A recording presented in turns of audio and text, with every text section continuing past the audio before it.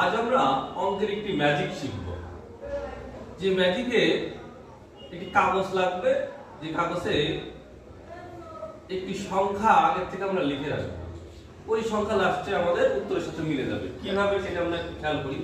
Suppose তুমি তোমার বন্ধুকে একটি সংখ্যা বলতে বললে, সে বলল সাপোজ 8256।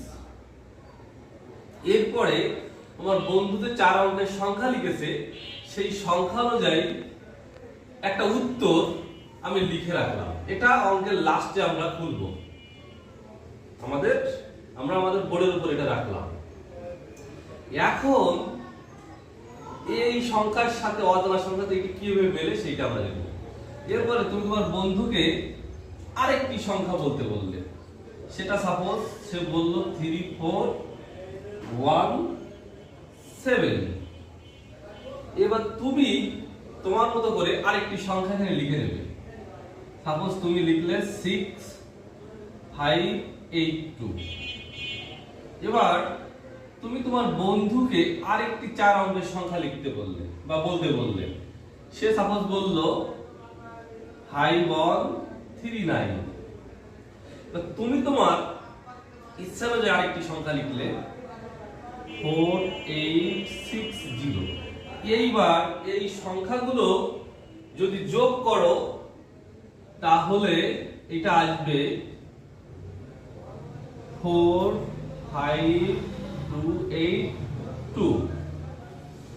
এই যে সংখ্যাটা আসলো, এখন যে সংখ্যাটা আমাদের এগুলো ক্যালকুলেটরে তোমরা যোগ করে দেখতে পারো, এটাই আসবে।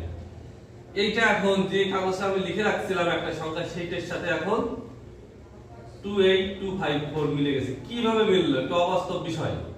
25254 এর সাথে এই অঙ্কটা এত কিছু করার পরে কিভাবে মিললো? এখন এইটা একটা মজার বিষয়।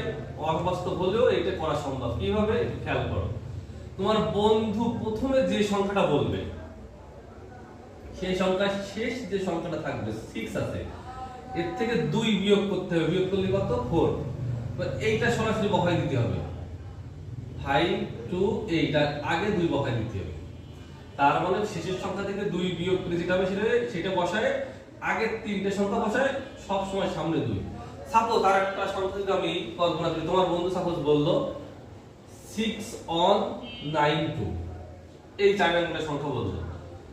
তখন তুমি এই উত্তরটা লেখার জন্য, যে উত্তরটা আমাদের আসছে, এই উত্তরটা লেখার জন্য কি করবে? এর থেকে 2 বিয়োগ করবে। 2 বিয়োগ করলে 0। এই 3টে সংখ্যা বসাই দেবে। এরপরে সামনে 2।